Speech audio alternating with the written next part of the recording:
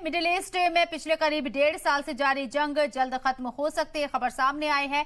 Israel Hamas जंग के खत्म होने के इशारे मिलते नजर आ रहे हैं। अमेरिका के होने वाले सदर डोनाल्ड ट्रंप की ताजा धमकी के बाद इजराइल हमास के बीच सुलह के आसार भी नजर आ रहे हैं। 20 जनवरी को ट्रंप अमेरिका में अपने दूसरे कार्यकाल की शुरुआत करेंगे और इससे पहले ट्रंप के खास राजदूत Steve Witkoff Israeli PM Benjamin Netanyahu और कतर के पीएम से मिले।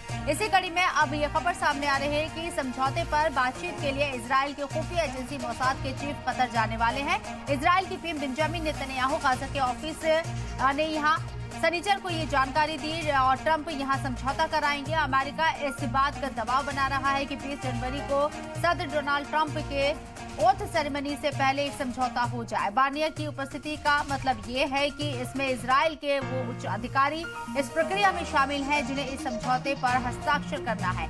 इजराइल और हमास के बीच 15 महीने से जंग जारी है और तब से दोनों ही पक्षों में सिर्फ एक बार संघर्ष विराम सीज फायर हुआ है।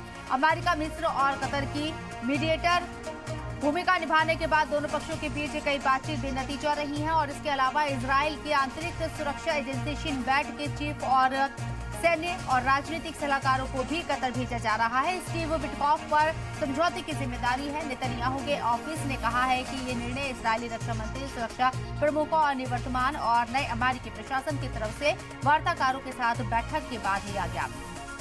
नेतन्याहू के ऑफिस ने एक तस्वीर भी जारी की है जिसमें नेतन्याहू अमेरिका के होने वाले राष्ट्रपति डोनाल्ड ट्रंप प्रशासन में पश्चिम एशिया के लिए विशेष नियुक्त किए गए स्टीव विटकॉफ के साथ दिखाई दे रही हैं।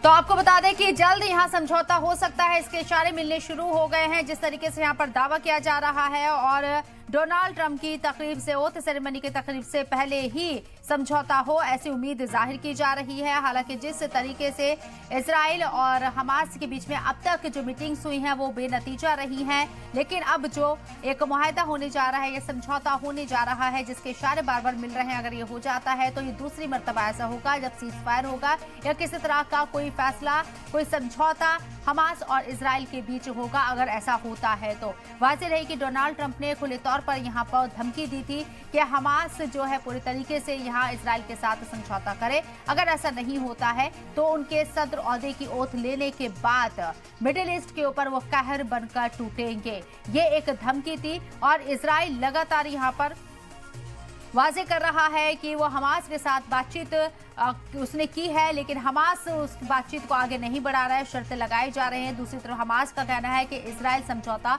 नहीं चाहता है।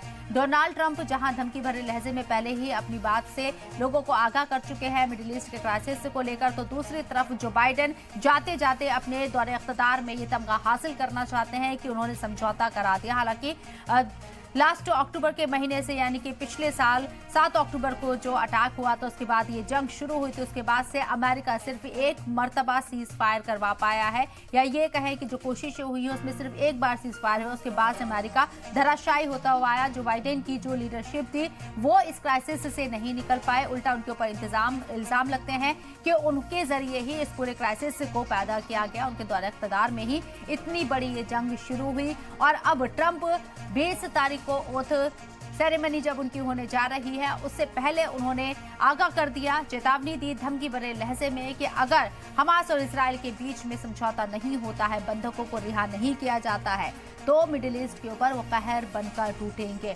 हालांकि ये उनकी क्या गीदड़ भपकी है, या सिर्फ डराना चाहते हैं या खबरों में बने रहना चाहते हैं, क्योंकि उनका जो एक कैरेक्टर देखा जाता है, उनका जो दौरे इख्तिदार माजी का देखा जाता है, जब वो पहले माजी में सदर रह चुके हैं तब वो जंग नहीं चाहते हैं। वो एक बिजनेसमैन है और बिजनेस से किस तरीके से अपने देश को फायदा पहुंचाए, किस तरीके से कंपनी को फायदा पहुंचाए, दीगर ममालिक के ऊपर किस तरीके से टैरिफ बढ़ाए यानी कि फायदा अमेरिका का हो, इस पर उनका फोकस हमेशा से रहा है। लेकिन क्या सीधे तौर पर उन्होंने जो धमकी दी थी उसका असर अब होना शुरू हो गया है। इशारे ऐसे मिल रहे हैं, जो एक वक्त बनाया गया है वो लगातार कोशिशें कर रहा है और जो वफ्द यहाँ पर बना है उससे उम्मीदें जाहिर की जा रही हैं कि वो यहाँ अमन मुज़ाकरात करा सकता है। अमन मुज़ाकरात की तरफ से पेशकदमी शुरू हो गई है। इजराइल के पीएम बेंजामिन नेतन्याहू ने कतर अपना वफ्द भेजा है, जिसमें सीनियर लीडरान के वफ्द को कतर भेजा गया है। बंधकों की रिहाई और गाजा जंगबंदी समझौते पर बातचीत होगी।